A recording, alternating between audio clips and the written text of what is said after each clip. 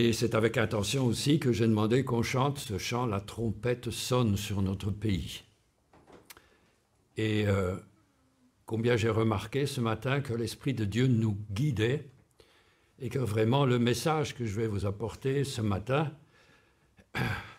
est dans la ligne des chants et des prières qui sont montés vers le Seigneur.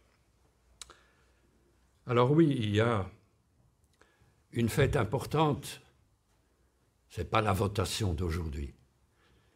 C'est une fête importante qui a eu lieu vendredi soir jusqu'à samedi soir en Israël, et parmi tous les Juifs qui sont dispersés dans le monde entier, vous êtes certainement au courant, c'est la fête de Yom Kippour. Autrement dit, le jour des expiations ou le jour du grand pardon. Et vous allez me dire, mais en quoi cela nous concerne-t-il? Nous ne sommes pas juifs, c'est l'Ancien Testament. Nous, ce qui compte, c'est le Nouveau Testament. Mais je vais vous dire une chose, c'est qu'on ne peut pas saisir, comprendre les textes du Nouveau Testament sans faire référence à l'Ancien Testament. C'est comme si on regardait, on écoutait une pièce de théâtre et qu'on se contenterait du deuxième acte. On passerait au-dessus du premier. Ça n'a aucun sens, on n'y comprendrait rien. Et d'ailleurs, la fête de Kippour, donc du grand pardon, c'est un élément essentiel parce qu'elle touche cette fête à l'essentiel du salut que nous trouvons dans le Nouveau Testament. Et j'aime à répéter ce verset que nous allons lire dans quelques instants dans l'Épître aux Hébreux au chapitre 10, les fêtes de l'Éternel et même certaines traditions juives du temps de Jésus, c'est l'ombre des biens à venir. Et les biens à venir, c'est la personne de Jésus-Christ. Et tout est annoncé dans l'Ancien Testament, dans l'Ancienne Alliance. Alors, je vous invite à 3 lectures, et nous allons faire une première lecture dans le livre du Lévitique au chapitre 23. Chapitre 23 du Lévitique, les versets 23. Chapitre 23, verset 23. 3 versets. L'Éternel parla à Moïse et dit, « Parle aux enfants d'Israël et dis, le 7e mois, le 1er jour du mois, vous aurez un jour de repos, publié au son des trompettes. » La trompette sonne, on vient de le chanter, et une sainte convocation.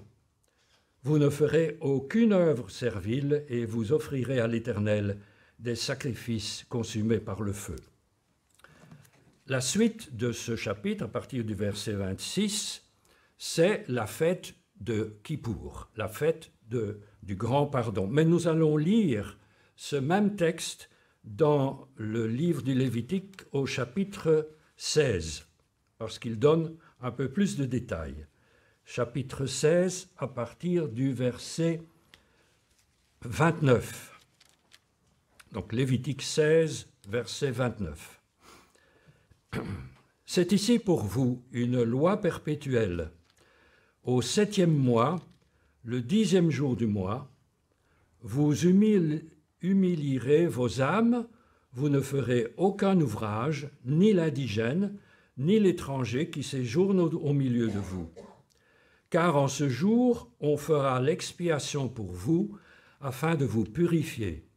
Vous serez purifiés de tous vos péchés devant l'Éternel.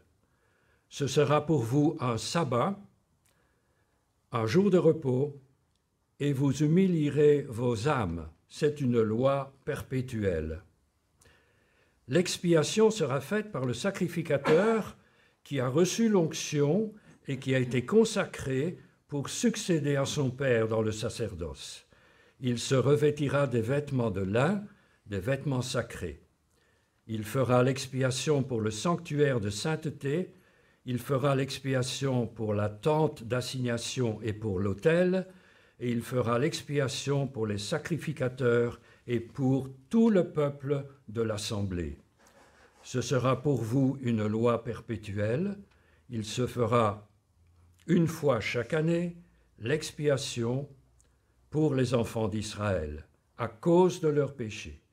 On fit ce que l'Éternel avait ordonné à Moïse. Et une dernière lecture, cette fois dans l'Épître aux Hébreux, au chapitre 10. Dans les textes que nous avons lus, il est question des sacrifices. Et voilà ce que nous dit l'auteur de l'Épître aux Hébreux au chapitre 10. La loi, qui possède une ombre des biens à venir, et non l'exacte représentation des choses, ne peut jamais, par les mêmes sacrifices qu'on offre perpétuellement chaque année, amener les assistants à la perfection. Autrement, n'aurait-on pas cessé de les offrir, puisque ceux qui rendent ce culte, étant une fois purifiés, n'auraient plus eu aucune conscience de leurs péchés. Mais le souvenir des péchés est renouvelé chaque année par ces sacrifices, car il est impossible que le sang des taureaux et des boucs ôte les péchés. C'est pourquoi Christ, entrant dans le monde, dit « Tu n'as voulu ni sacrifice ni offrande, mais tu m'as formé un corps. Tu n'as agréé ni holocauste ni sacrifice pour le péché. Alors j'ai dit, voici, je viens pour faire, ô Dieu, ta volonté. » Et je reprends au verset 9, à la fin du verset 9. Il supprime ainsi la première chose que nous avons lue dans le Lévitique pour établir la seconde. C'est en vertu de cette volonté de Christ que nous sommes sanctifiés par l'offrande du corps de Christ une fois pour toutes. Et tandis que tout sacrificateur fait chaque jour le service et offre souvent les mêmes sacrifices qui ne peuvent jamais ôter les péchés, lui, après avoir offert un seul sacrifice pour les péchés, s'est assis pour toujours à la droite de Dieu. Il attend désormais que ses ennemis soient devenus son marchepied, car par une seule offrande, il a amené à la perfection pour toujours ceux qui sont sanctifiés. Jusque-là.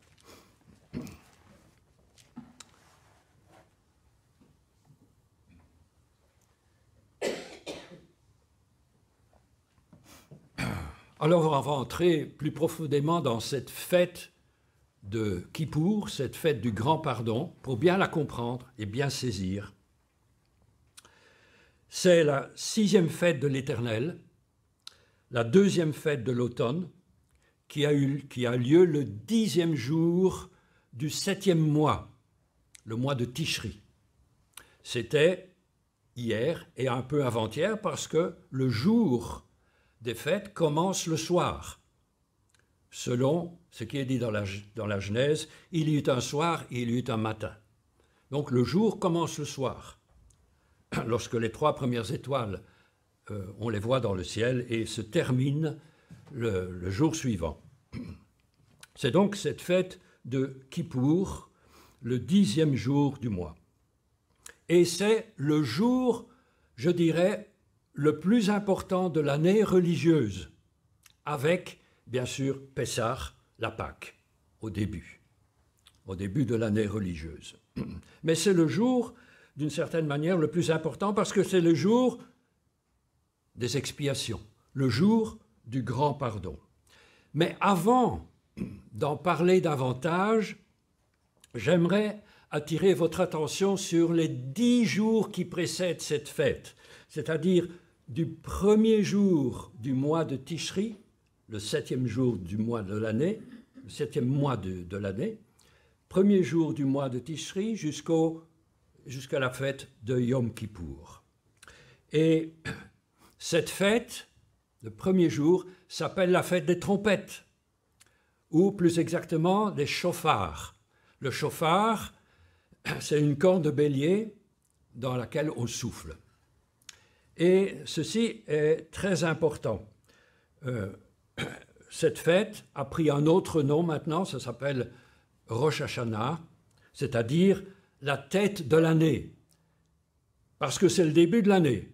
Alors vous avez dit, mais on n'y comprend plus rien, hein, parce que c'est le 7e jour, c'est le premier jour du 7e mois, et maintenant vous dites que c'est ou tu dis que c'est le début de l'année. Ben, il faut distinguer entre l'année religieuse, qui commence à Pessah, à Pâques, et l'année civile, qui commence au mois de Tishri, c'était le 1er octobre.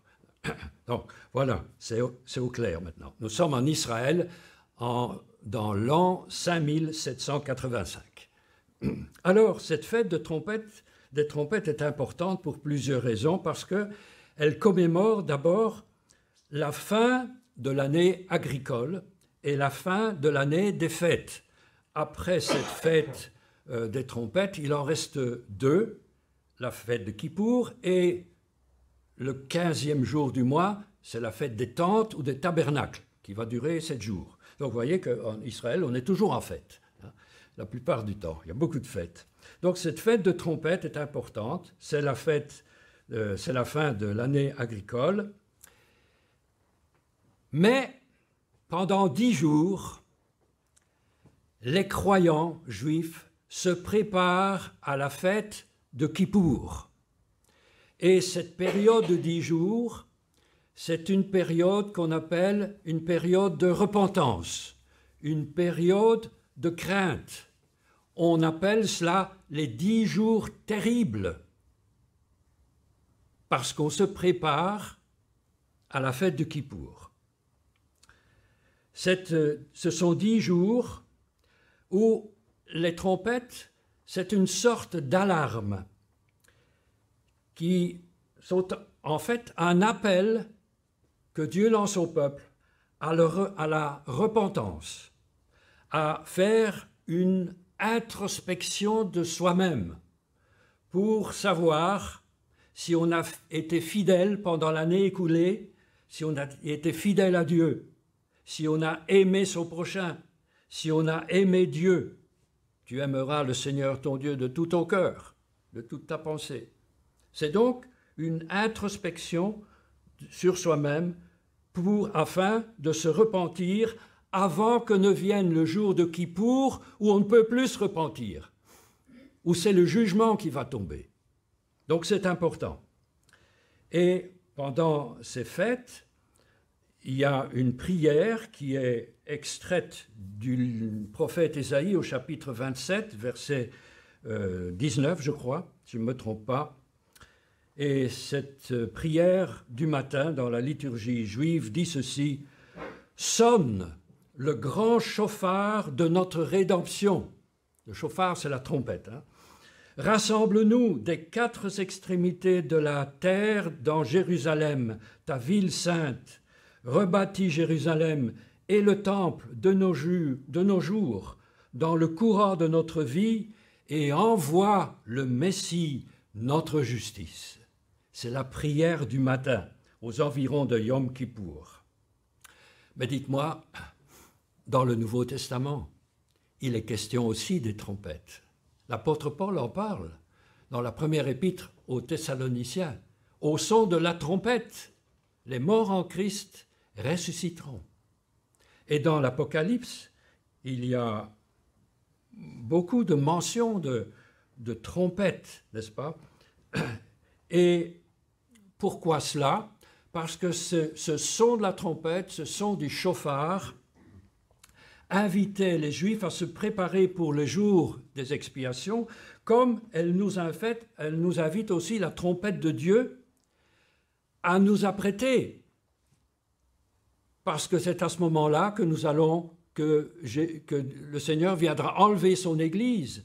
Et la trompette nous avertit aussi dans l'Apocalypse du jugement de Dieu à venir pour ceux qui n'ont pas cru. Et nous l'avons chanté dans ce chant, la trompette sonne. Purifiez-vous, car le feu viendra sur vous. ce n'est pas le feu de l'Esprit Saint, c'est le feu de la colère de Dieu pour ceux qui n'ont pas cru en lui. Purifiez-vous. Donc il est temps de se purifier. Et ces 10 jours dits terribles sont en quelque sorte des jours où chacun doit considérer qu'il se présente devant Dieu et que sa vie va être jugée. Donc, ce sont des jours d'ultime repentance. Quand viendra Kippour, c'est trop tard. La porte sera fermée. Et en fait, comme dans l'Ancien Testament, dans le Nouveau Testament, nous retrouvons cette même pensée. Dieu donne à l'homme un temps pour se repentir, le temps de la grâce. Et merci Seigneur, nous y sommes encore dans ce temps de la grâce. Mais un jour, ce temps de la grâce va se terminer. La porte de la grâce sera fermée. Souvenez-vous de la parabole des 10 vierges. Il y en a 10, il y en a une partie qui n'était pas prête. Trop tard. La porte était fermée. Il y aura un jour où la repentance ne sera plus possible. Ce sera trop tard. Donc il s'agit de se repentir, il s'agit d'être prêt quand le Seigneur viendra, et nous savons qu'il est dit qu'il viendra comme un voleur dans la nuit. Mais dans ces 10 jours qui précèdent la fête de Kippour, il y a aussi cette pensée que, en fait, nous sommes amenés à faire le bilan. Les Juifs sont amenés à faire le bilan de leur année écoulée, à se poser la question, bon, est-ce que j'ai été fidèle, est-ce que j'ai été bon envers mon prochain, etc. Et nous sommes appelés aussi, à tout moment, à faire le bilan de notre vie, à faire un examen de conscience. Quelle est mon attitude envers le Seigneur? Alors je voudrais en arriver maintenant à la pratique aujourd'hui. Qu'est-ce qui se passe lors, d'abord, avant d'arriver à Kippour, à cette fête des trompettes, à cette fête des chauffards? C'est intéressant de voir ça un peu en détail, on ne peut pas tout voir évidemment. J'ai dit que c'était 10 jours terribles, 10 jours de pénitence en quelque sorte, de repentance, mais il y a une certaine pénitence là-dedans. C'est-à-dire qu'il y a des efforts particuliers que chaque membre du peuple fait en vue d'obtenir son pardon de la part de Dieu. Et pourquoi est-ce qu'il y a ces œuvres méritoires? Vous allez le savoir dans quelques instants. Ils font des œuvres méritoires afin qu'au jour de Kippour, leur nom soit inscrit dans le livre de vie. Parce qu'il y a 2 livres, selon la tradition juive, le livre de vie et le livre de la mort. Alors, dans la tradition juive, Dieu ouvre les livres et regarde les actions des hommes.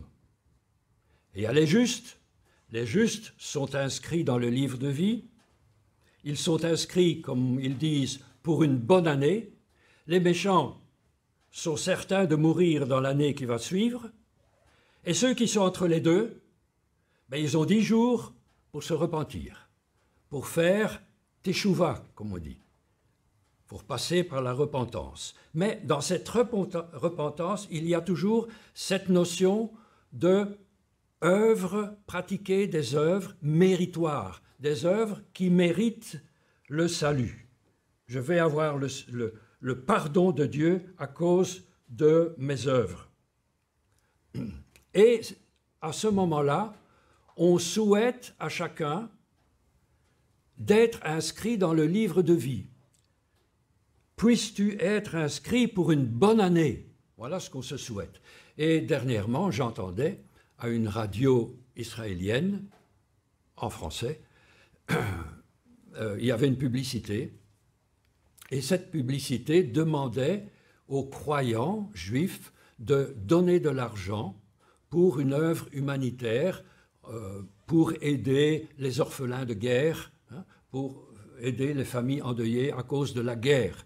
Et elle terminait, cette publicité se terminait par ce texte, par cette parole, vous serez inscrit pour une bonne année. Si vous faites cela, vous serez inscrit pour une bonne année. Donc ce sera une bonne œuvre que vous aurez faite pour mériter le salut de la part de Dieu.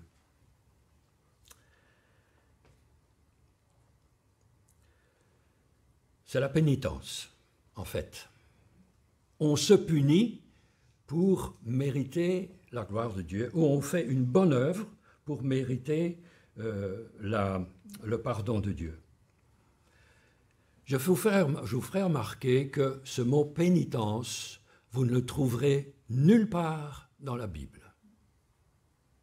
Par contre, vous trouverez de multiples reprises le mot repentance. Et la différence entre ces deux mots, elle est très grande. Faire pénitence, c'est faire des œuvres méritoires, c'est se punir afin de mériter le pardon de Dieu, mais se repentir, c'est réaliser son état de pécheur et demander pardon à Dieu en espérant la grâce de Dieu, en comptant sur la grâce de Dieu, en sachant qu'on ne mérite absolument rien. Nos œuvres, c'est comme un linge sale devant Dieu. Nos bonnes œuvres, on ne mérite absolument rien. Alors, venons-en maintenant à cette fête de Yom Kippour, et vous allez découvrir, et vous le savez, combien elle est importante. Elle est importante parce qu'elle touche aux merveilles du salut en Jésus-Christ. La fête des expiations, le jour des expiations, la fête du grand pardon. Et si vous êtes en Israël ce jour-là, il n'y a rien qui fonctionne. Ni les transports publics, ni rien. Tout est à l'arrêt. Sauf peut-être les ambulances, certainement les ambulances pour les hôpitaux, bien sûr. La Bible affirme une chose importante, que le pardon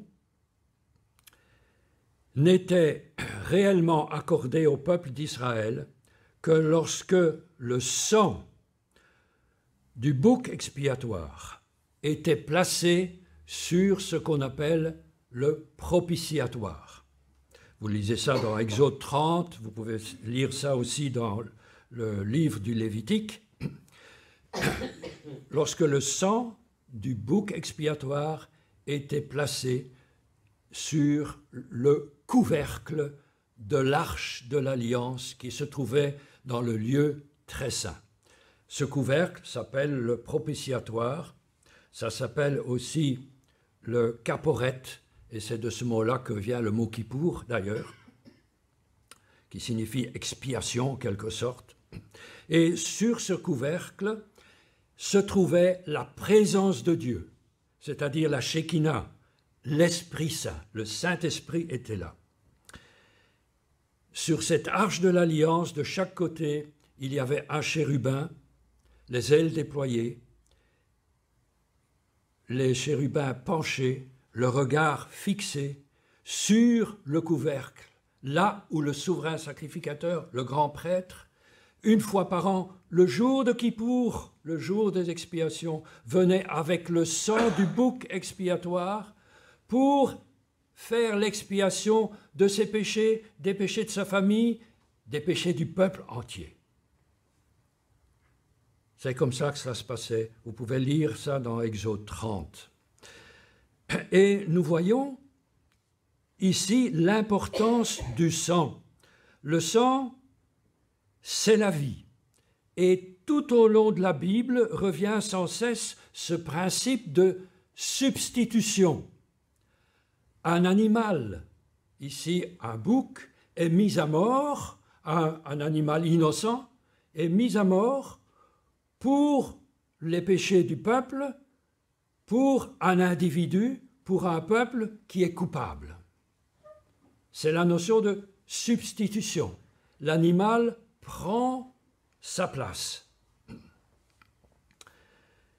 Le sang faisait donc l'expiation des péchés, la vie de l'animal à la place de l'individu, en vertu du verset biblique que nous trouvons dans Hébreux 9, verset 22, « Sans effusion de sang, il n'y a pas de pardon possible pour le péché. » Sans effusion de sang, il n'y a pas de pardon pour le péché.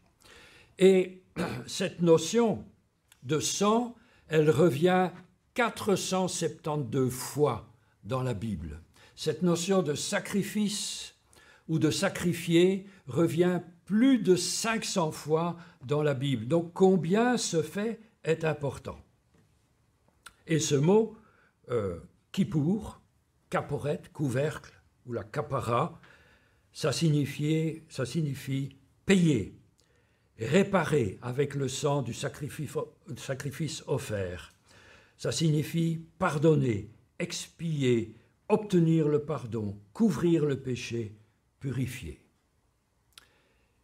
Et je dirais que ce sacrifice était à recommencer chaque année, que le péché était pardonné, mais qu'il n'était simplement que couvert. Tandis que pour nous, avec le sang de Jésus-Christ qui a été offert, il est ôté à jamais. Nous l'avons lu dans l'Épître aux Hébreux. Donc tout cela nous montre l'importance du sang dans la Bible.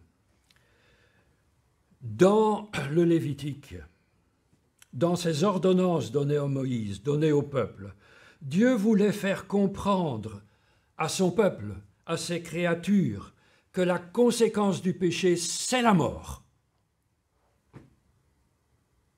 Ça s'arrêtait là.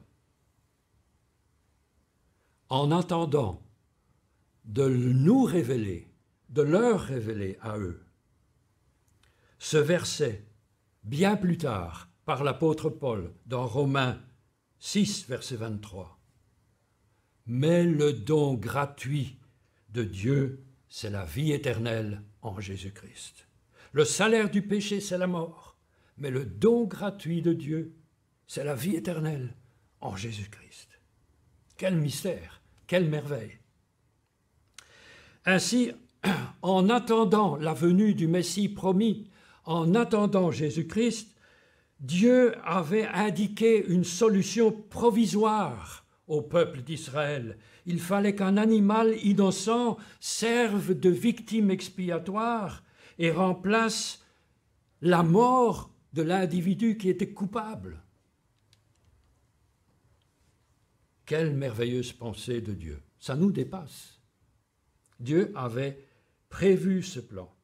Il avait préparé ce plan dès avant la fondation du monde pour l'expiation des péchés, non seulement les péchés d'Israël, mais les péchés du monde entier. Que se passait-il lorsque le grand prêtre était entré dans le lieu très saint? Lui seul pouvait entrer, personne d'autre. Sinon, c'était la mort assurée. Et il ne pouvait qu'entrer que le jour de Yom Kippour, le jour des expiations, le jour du grand pardon. Et il entrait, il aspergeait le couvercle, l'arche de l'alliance, du sang du bouc expiatoire. Il prononçait le mot interdit, le tétragramme, le mot divin, le nom de Dieu. Et le peuple était dehors. Il était en prière, dans l'angoisse, parce que si le grand prêtre ne sortait pas, c'est qu'il était mort. Donc les péchés du peuple n'étaient pas pardonnés. Dieu n'avait pas accepté l'expiation, n'avait pas accepté ce sang. Mais la Bible, on ne trouve nulle part dans la Bible où le grand prêtre n'est pas sorti vivant. Le grand prêtre sort vivant. Alors l'angoisse du peuple était transformée en joie. Il est vivant. Ça veut dire que Dieu, l'Éternel, a accepté le sang du bouc expiatoire et que les péchés du peuple sont pardonnés. Alors c'était la joie.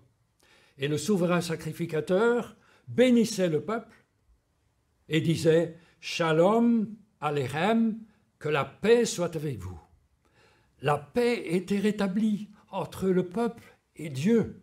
Et ce sont exactement les mêmes paroles, si vous vous souvenez, que Jésus, après sa résurrection, sortit vivant du tombeau, parce que Dieu, le Père, a accepté son sacrifice pour les péchés du monde. Ce sont ces mêmes paroles que Jésus a prononcées dans la chambre haute. Lorsque les disciples étaient là rassemblés, il s'est présenté aux disciples et a dit « La paix soit avec vous, la paix soit avec vous ». Tout était effacé, tout était accompli.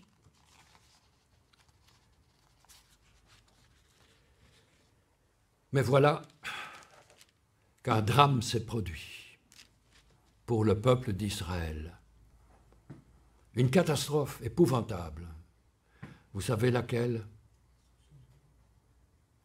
En l'an 70, le temple de Jérusalem a été détruit. Quel drame! Parce que si le temple est détruit, l'autel est détruit. L'autel sur lequel le grand prêtre versait le sang est détruit. Si l'autel est détruit, il n'y a plus de sacrifice possible. S'il n'y a plus de sacrifice, il n'y a plus d'expiation possible. S'il n'y a plus d'expiation, il n'y a plus de pardon pour le peuple. Il n'y a plus de pardon pour le peuple d'Israël.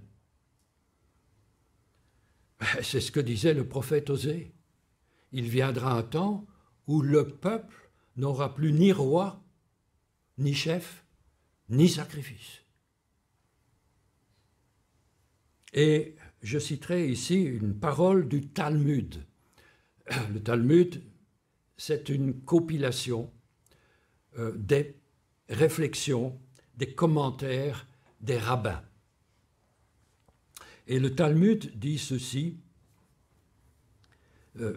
en fait on y trouve dans ces paroles, c'est un cri poignant qui traduit vraiment le vide de la théologie du judaïsme. Et le Talmud dit ceci, « Malheur au peuple, grande est leur perte, mais ils ne savent pas ce qu'ils ont perdu. Tant que subsistait le temple, l'autel faisait l'expiation des péchés. Mais qui l'a fait désormais, puisque l'autel est détruit? Qui l'a fait? Quelle question, quel cri poignant, quel vide! Qui fait l'expiation désormais? Parce qu'Israël n'a pas reconnu Jésus-Christ comme sauveur. Et dans le rituel des prières de Yom Kippour, des millions de croyants juifs reprennent cette question. Qui fait l'expiation désormais? Une question qui a reçu sa réponse depuis longtemps. Mais question qui est toujours posée à la fête de Yom Kippour. Elle a reçu sa réponse, cette question, il y a 20 siècles, en Jésus-Christ.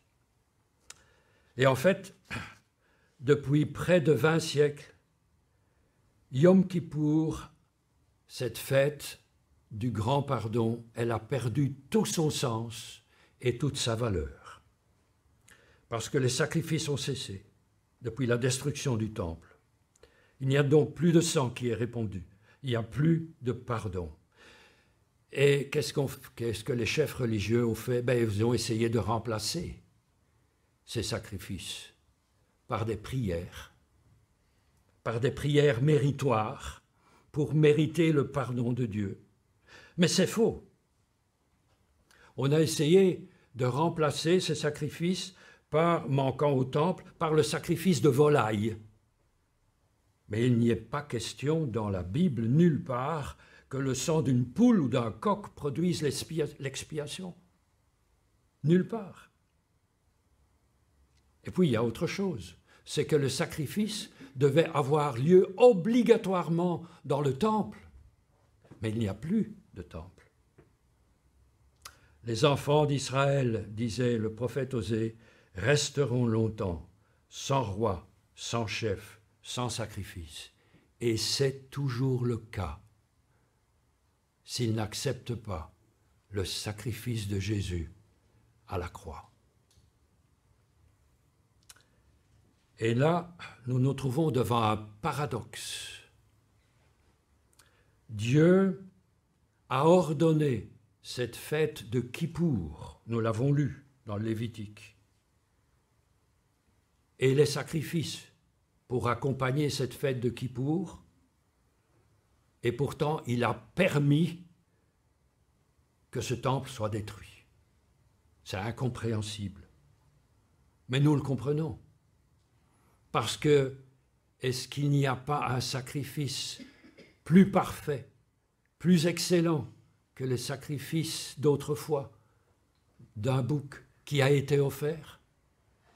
Le sacrifice de Jésus qui a été offert une fois pour toutes. Et la Bible montre d'une manière évidente que pour que cette fête de Yom Kippour prenne sa vraie valeur de rachat, sa vraie valeur de pardon, il fallait deux choses. Il faut la repentance et il faut le sang. Il faut la repentance et il faut le sang. Je vous dirai encore quelques mots sur la repentance. Qu'est-ce que c'est que la repentance? C'est un sentiment de culpabilité devant l'état de péché qui est le mien, qui est le nôtre, et notre incapacité à nous en délivrer par des moyens humains. Et les croyants du judaïsme, au lieu de parler généralement de repentance, c'est-à-dire de se repentir de ses péchés en les abandonnant, de regretter amèrement ses fautes commises, on parle surtout aux environs de Yom Kippour de se punir soi-même. C'est ainsi qu'au jour de Yom Kippour, par exemple, on se prive de nourriture dans le but de gagner le pardon de Dieu, de mériter ce pardon. On fait un jeûne de 25 heures. 25 heures parce que si on en fait 24, normalement c'est 24, mais au risque d'oublier une minute. Donc faisons-en 25, comme ça on est sûr d'en faire 24. Voyez, la loi. On est prisonnier de ces lois. On est prisonnier de cette notion d'effort de se punir soi-même, pour être sûr de mériter le pardon divin. Et pourtant, les prophètes de l'Ancienne Alliance nous ont dit ceci. Ézéchiel, revenez, détachez-vous de tous vos péchés, rejetez cela loin de vous, tous les péchés que vous avez commis. Faites-vous un cœur nouveau et une âme nouvelle. Pourquoi mourriez-vous, maison d'Israël? Car je ne désire pas la mort du pécheur, dit le Seigneur Dieu. Revenez et vivez. Et la même expression est utilisée dans les Actes de Pierre qu'il utilise dans son discours. Repentez-vous et convertissez-vous pour que vos péchés soient effacés, afin que des temps de rafraîchissement viennent de la part du Seigneur. Ou encore Paul, à Athènes. Dieu annonce maintenant à tous les hommes en tout lieu qu'ils aient à se repentir. Acte 17. Ainsi, c'est après une vraie repentance que le sang va prendre toute sa valeur. Mais quel sang? Pas celui d'un animal. Le sang de Jésus-Christ et de Jésus-Christ seul. Et Moïse, sous l'inspiration du Saint-Esprit, parlant de la part de Dieu, nous trouvons ça dans le Lévitique au chapitre 17, disait ceci, le principe vital, vous pouvez lire ça dans Lévitique 17, le principe vital de la chair est dans le sang.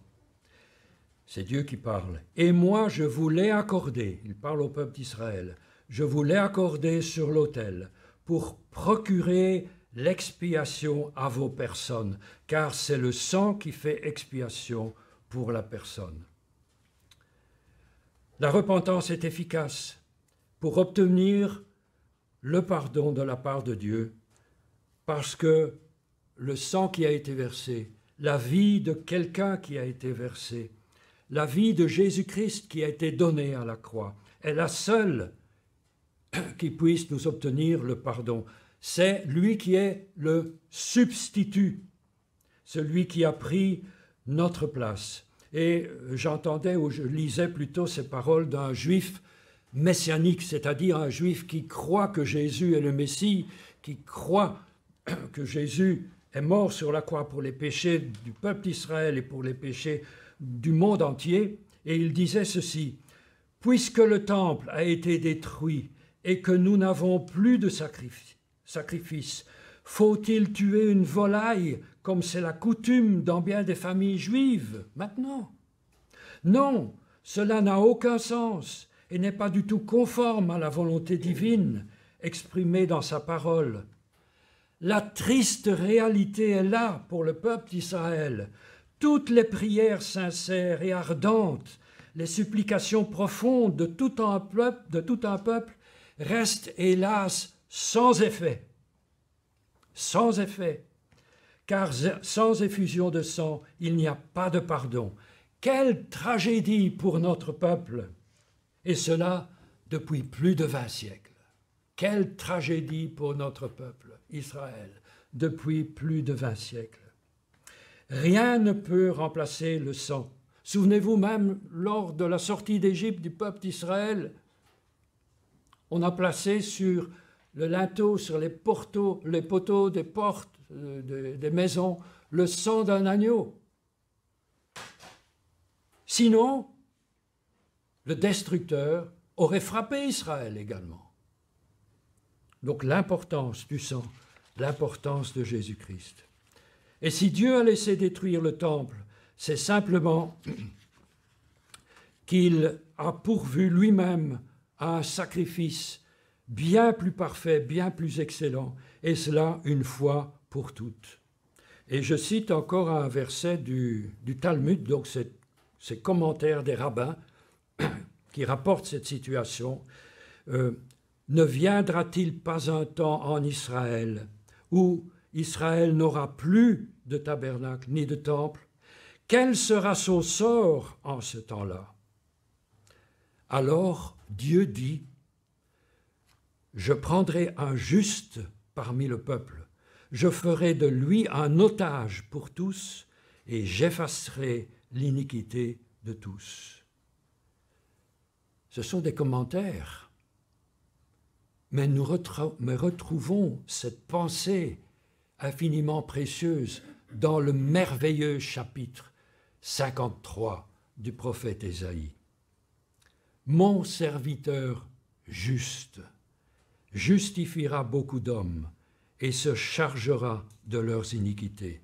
Il s'est livré lui-même à la mort. Il a été mis au nombre des malfaiteurs parce qu'il a porté les péchés de beaucoup d'hommes et il a intercédé pour les coupables. Chapitre 53 du prophète Ésaïe. Et quand on relit tout le contexte du chapitre 53, on découvre qu'il s'agit de quelqu'un qui a connu la souffrance, quelqu'un qui a subi une mort violente pour accomplir le sacrifice d'expiation de Kippour. Et certains parmi les Juifs, en lisant ce chapitre 53, vont dire « Mais non, il s'agit d'Israël. » Mais il est question d'un juste. Israël ne peut être juste. Il n'y a aucun individu sur terre qui soit juste. La Bible le dit. Il n'y a pas un juste, pas même un seul. Il n'y a aucun peuple qui soit juste. Aucun juste. Nous sommes tous pécheurs. Donc il ne s'agit pas d'un peuple. Il s'agit d'un juste, d'un homme. Le chapitre 53 du prophète Ésaïe nous dit « Il a été, je pense c'est le verset 8, il a été enlevé par l'angoisse et le châtiment qui nous donne la paix, il est tombé sur lui. Et parmi ceux de sa génération, qui a cru qu'il était retranché de la terre des vivants et frappé pour le péché de mon peuple, frappé pour le péché de mon peuple. Israël ne peut pas être frappé pour lui-même. Israël ne peut pas être frappé pour Israël. Ce n'est pas possible. Tout le chapitre nous montre une personne. Il s'est élevé comme une faible plante. Il n'avait ni beauté ni éclat. Méprisé, abandonné, homme de douleur, il a porté nos souffrances. L'Éternel a fait retomber sur lui l'iniquité de nous tous. Quand je lis ce verset, j'ai la gorge serrée et les larmes aux yeux. L'Éternel a fait retomber sur lui l'iniquité de nous tous. Il a tout porté, l'iniquité de toute l'humanité. C'est Jésus, le sacrifice et l'holocauste préparé par Dieu lui-même, mis à mort à Golgotha pour les péchés d'Israël, pour les péchés du monde entier. Et au moment où Jésus mourait, avant de mourir, il a dit « Tout est accompli. L'expiation parfaite est accomplie. Le Yom Kippour, il est accompli parfaitement. » Et la Bible parle de médiateur, elle parle de substitut, elle parle de rédempteur. C'est celui qui nous rachète, il est tout cela. Et nous découvrons que le sang de Jésus a une valeur extraordinaire d'expiation, de rachat.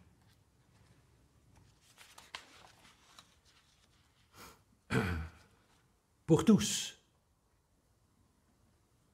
L'apôtre Paul dira aux Éphésiens, il n'y a plus ni grec, ni juif, ni grec sont les païens. Donc ça nous concerne, en Jésus-Christ, ni esclave, ni homme libre, en Jésus-Christ. Ceux que, si nous avons accepté, si nous croyons dans le sacrifice de Jésus à la croix, il est le seul médiateur, le libérateur dont la Bible parle, celui qui a payé le prix pour notre rédemption.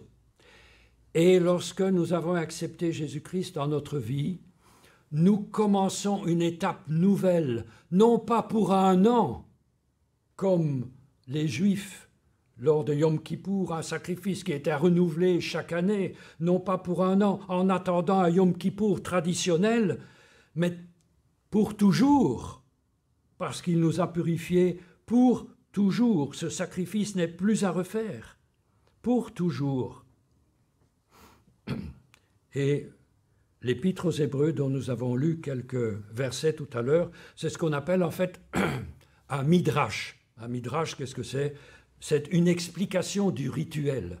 C'est l'explication du rituel de Kippour, et dans lequel, si vous lisez l'Épître aux Hébreux, vous allez trouver ce chapitre où Jésus est comparé à un grand prêtre, au grand prêtre qui rentre dans le lieu très saint avec le sang du bouc expiatoire, mais Jésus est entré dans le tabernacle céleste, dont le tabernacle terrestre est une représentation. Il est entré dans le tabernacle céleste, non avec le sang d'un animal, mais avec son propre sang, pour faire l'expiation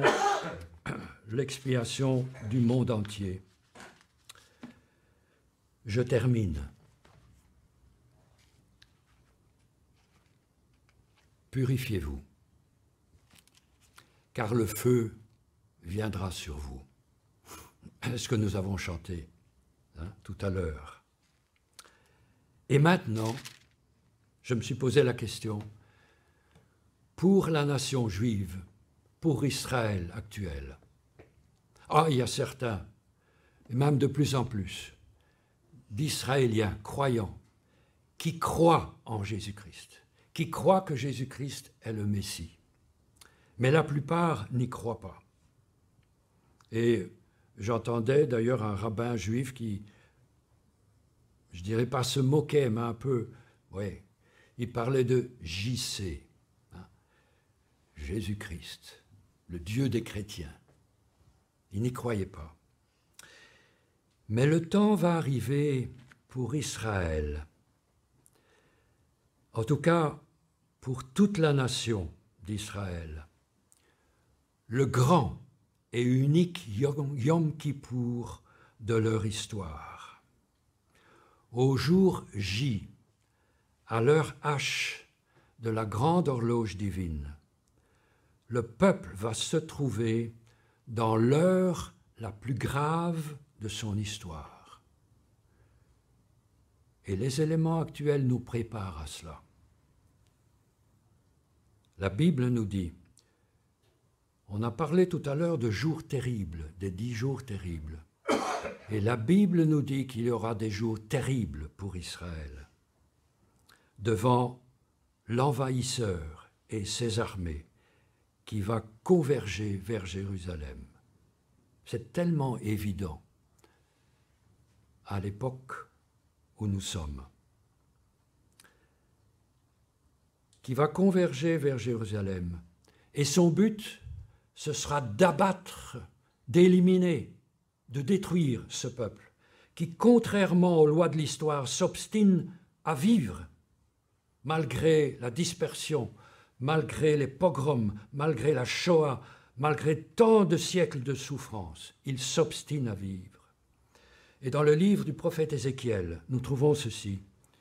C'est Dieu qui parle et qui dit « Je vous recueillerai de ces pays où vous êtes dispersés et je vous donnerai la terre d'Israël. » Mais Israël devra subir des jours terribles. La Bible parle dans Jérémie 30 de temps d'angoisse pour Jacob. Jacob, c'est Israël.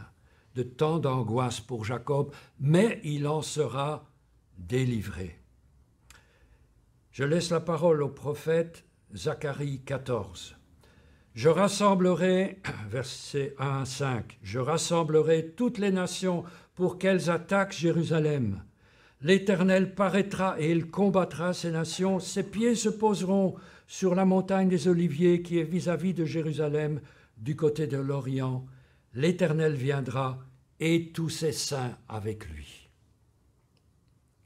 Et quand il viendra, le peuple d'Israël, la nation d'Israël, reconnaîtra qui il est. Ils attendent le Messie, ils reconnaîtront et ils seront bien surpris de constater que le Messie, c'est Jésus-Christ. Alors, enchaîne le prophète Zacharie, alors je répandrai sur la maison de David, donc sur Israël, et les habitants de Jérusalem, un esprit de grâce et de supplication, c'est-à-dire une conviction de péché et de repentance.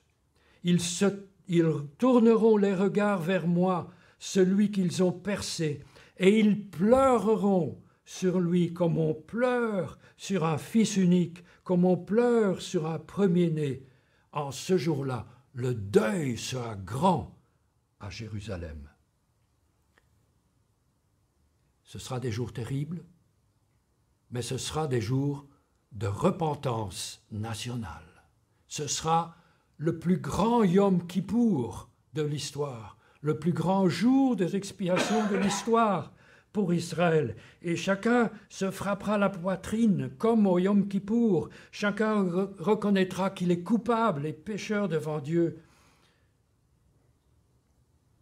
Le vrai Yom Kippour sera accordé à chaque juif qui croira, car le sang qui manquait à chaque Yom Kippour annuel, celui-là, il a été versé il y a 20 siècles à la croix de Golgotha, le sang précieux de Jésus, l'agneau de Dieu, trouvera pour Israël tout son sens et toute sa valeur.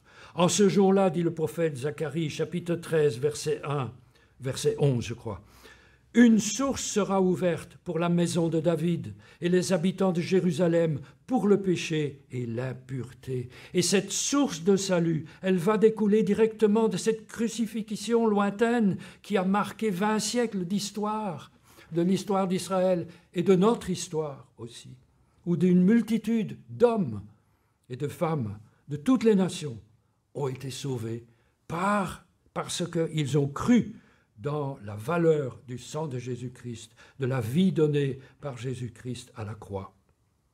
Et un dernier verset, c'est encore le prophète Zacharie au chapitre 13, verset 6, qui fait allusion à la tragédie de Golgotha et qui dit « Si on lui demande au Messie, d'où viennent les blessures que tu as aux mains ?»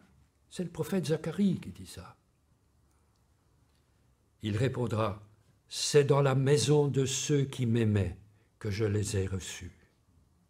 C'est dans la maison de ceux qui m'aimaient que je les ai reçus. » Alors l'Éternel sera roi de toute la terre en ce jour-là. L'Éternel sera le seul Éternel et son nom sera le seul nom.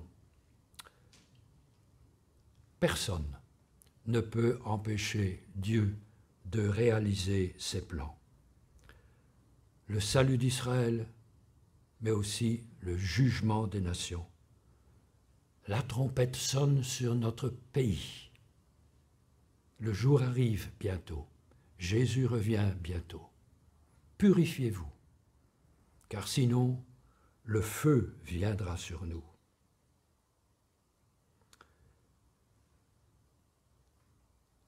Je termine par un verset de l'Épître aux Hébreux, et je vais lire à partir du verset 10, et puis je rends la parole à Frédéric.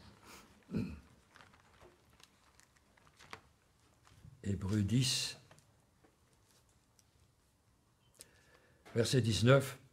« Ainsi donc, frères, nous avons, au moyen du sang de Jésus, une libre entrée dans le sanctuaire. Personne ne pouvait entrer dans le sanctuaire, dans la présence de Dieu, sauf le grand prêtre, une fois l'an. Nous avons l'entrée libre dans le sanctuaire, par la route nouvelle, vivante, qu'il a inaugurée pour nous au travers du voile, c'est-à-dire de sa chair. Et nous avons un souverain sacrificateur, un grand prêtre établi sur la maison de Dieu. Approchons-nous donc avec un cœur sincère, dans la plénitude de la foi, les cœurs purifiés d'une mauvaise conscience et le corps lavé d'une eau pure.